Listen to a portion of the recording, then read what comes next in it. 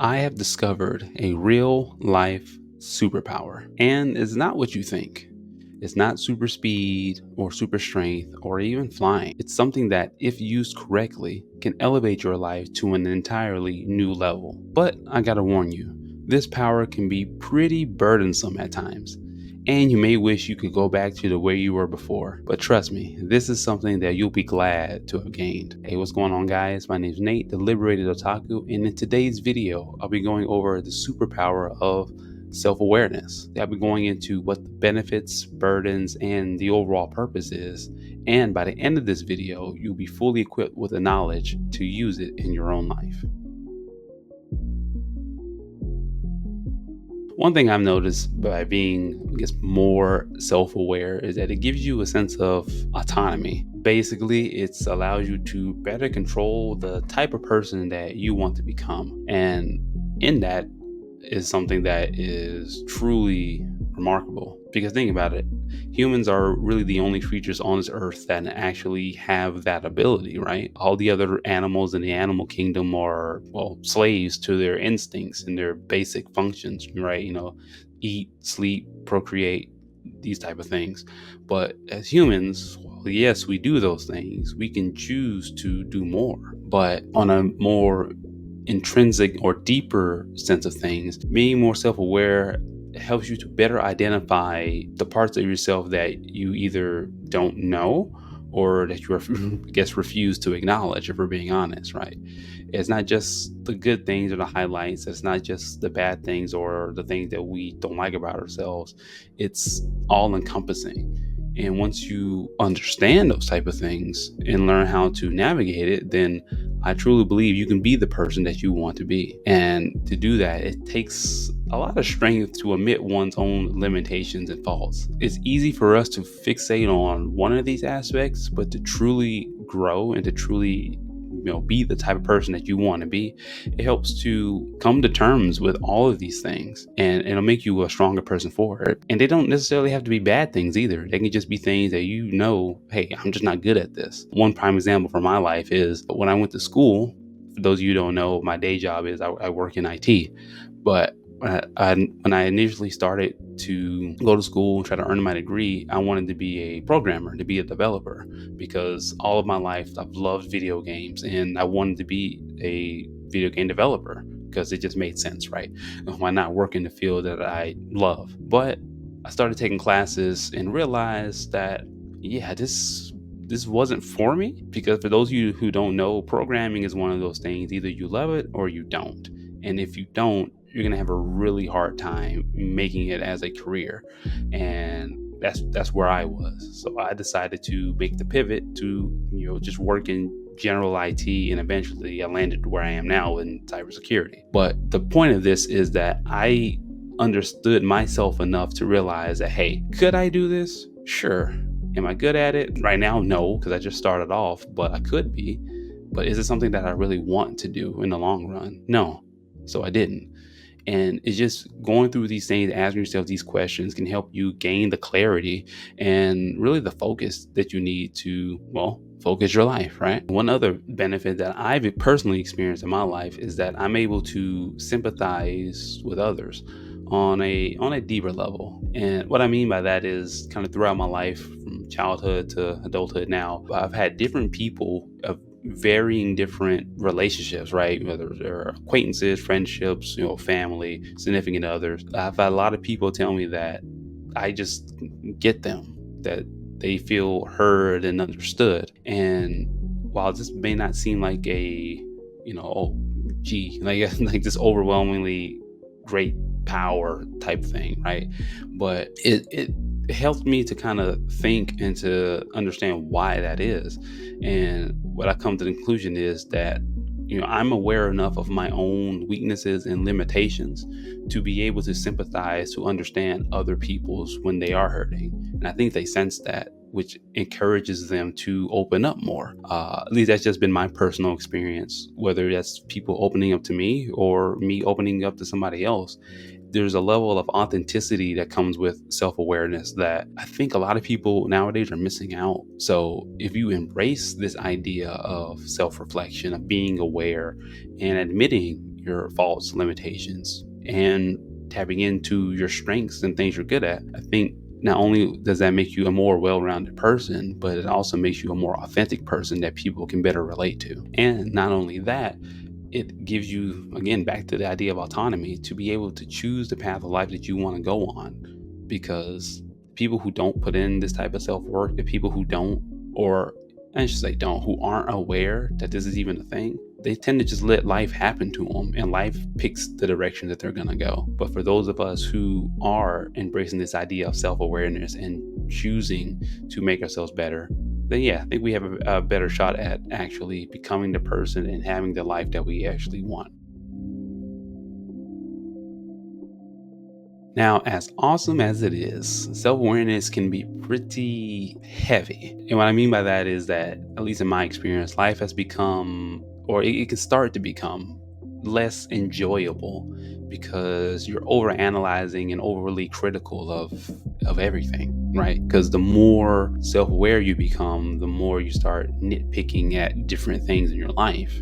And honestly, it's probably the reason that the saying ignorance is bliss is even a saying in the first place. Because think about it, before you started on this self-improvement journey, before you started really thinking about your life in terms of, peak performance and, being optimal and trying to chase your dreams, all this type of things, right? You were most likely just figuring out what you're going to eat for lunch, right? What are you going to wear that day? You're not having these existential questions in your mind all the time. You're just more like, okay, what can I do to get through today? And it's a simpler time. And honestly, just speaking from my own experience, it was easier, right? And it was easier. I'm sure I'm not the only one who's had bouts of nostalgia where we just want to go back to the good old days and when life was simpler and we didn't have to worry about, bills, relationships, jobs, making something of ourselves and whatever it is that you're going through now. But it just comes with being an adult, and even more so with an adult that's trying to improve themselves, that's trying to be better than they were yesterday. Because again, you're analyzing everything. You can't give yourself a moment of rest because you feel like you can be doing more, that you should be doing more, and that maybe you're not satisfied where you are now and you want to get to the next level. So why aren't you there yet, right? And these are just a few of the things that I've personally thought about. And if we're not too careful, we can focus too much on the negative side of things, on the things we need to improve on our limitations, on the things that we suck at. And I found it's most likely common with people with low self-esteem, and whether that's been a lifelong thing or just in whatever this area of your life is. Well, yeah, if you're not confident, then of course you're going to be like, okay, I got to execute with perfection. And that's a dangerous place to be in. And just speaking of some of my personal experience back in high school, and during high school, I played football and I wrestled. And both of those came with their own unique subset of challenges. For football, I was always played with analysis paralysis. And what that means is I was thinking too much, essentially. I was always a half step behind both my teammates and the opposition because I was too busy thinking about, okay, am I in the right position? Am I covering, the right hole because I play linebacker, right? Am I watching the right person? Should I be looking at the quarterback? Should I be looking at the running back? Is it a pass? Is it a run? All of these things are flying through my head while also making sure I understood what the play call was. And meanwhile, the ball's already snapped and everyone else is already moving. And here I am just trying to be perfect on the execution that I ended up missing it. And now, fast forward to wrestling season, then it wasn't an analysis paralysis type thing. But my issue with wrestling was that I wasn't confident in myself. I wasn't confident in the work that I put in to get better, right? I was aware that I needed to improve because this was like my freshman, sophomore year, first 2 years wrestling ever. And, I was getting beat down, just getting absolutely destroyed on the mat. And of course that does something to your confidence, right? You put in the work and then you go out there, get folded up, and now you're just like, so what do I do now? But I allowed myself to stay there a little too long. It's one thing to reflect, then it's another thing to brood. And I'm a brooder. I fully aware of that, and I admit that I am a brooder, and it's easy to allow myself to dwell into that hole. But what I've had to learn as I've gotten older and experienced a little bit more of life and the failures that come with trying something new and trying to improve and stuff is that I have to learn to accept where I am without fixating on it. So this isn't some cure all, right? Isn't some magic pill type thing. It's just, this is the mentality and the reality of being more self-aware, being more in tune with who you are and the things that you're trying to do, is that it gets heavy sometimes and it sucks. But we have to learn to be able to accept these things without fixating on them. So that way we can actually move forward. So what's the point of all of this self-awareness stuff, Nate? Well, I'm glad you asked, random YouTube person. See, the point is, what I believe is that we go through these trials, we try to improve ourselves, not just for ourselves, but for others around us, for our people. And the reason I say that is because I truly believe us as humans, us as people, we are wired for something beyond us, from something that's more than just, I'm living my life for me and I'm just going through this thing to, eat, sleep, recreate, procreate, and die, right? I think there's a bigger purpose to that, right? And then, of course, if you guys watch the channel, you know I'm a Christian, so I believe that that's God's purpose for us, is to bring more people to get to know Him and to have a relationship with Him, right? That's what I believe our purpose is. But even if that's not something you believe in, I still want you to think about what truly is the purpose of us getting better. What's the purpose of us improving? Because I think that if all we try to do is improve for ourselves, then that's going to leave a very emptying feeling in life. Because at the end of the day, whether you believe in God or not, when you die, you die. Like, you can't take any of this stuff with you. So why not do what you can to plant seeds into somebody else and to bring them along? And I find that actually adds a lot of purpose and value to the things that we're trying to do. See, for me, this kind of manifests in, this very video, my channel, my brand, everything, because I was already doing this work for myself. I was reflecting, looking back, past mistakes and past accomplishments and things like that, trying to figure out, okay, what do I do next? How do I get better? Because I don't want to stay the same forever. I don't want to be the same way I was at 18 years old. I don't even want to be the same way I am now, 10, 20 years from now, God willing, I live that long, right? And God hit me upside the head. He was like, hey, I want you to do this for other people. And not so much in a preachy guru type way, because I'm not a guru. It's more in a way that, hey, this is my journey. This is the things that I think about, things that I'm trying to do. And I'm sharing it with you all in the hopes that maybe at least one person will get some type of value out of it. And another way that I've tried to leverage my newfound growth is actually by ministering at one of our local jails.